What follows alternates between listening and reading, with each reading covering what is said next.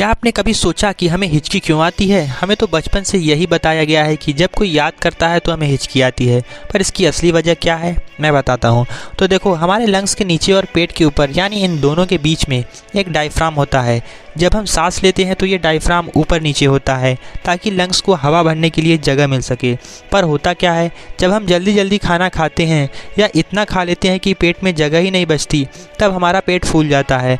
पेट के फूलने से डायफ्राम को ऊपर नीचे करने का जगह नहीं मिलता और डायफ्राम अजीब तरीके से काम करने लगता है, जिसके कारण लंग्स भी अच्छे तरीके से काम नहीं कर पाता और इसकी वजह से गले में मौजूद मसल जो सांस लेते वक्त खुलती और बंद होती है उसके भी दौरे पड़ने लगते हैं और तभी हमें हिचकी आती है। दोस्तों, वीडियो अच्छी लगी तो फटाफट चैनल को सब्सक्राइब करो और शेयर भी करो।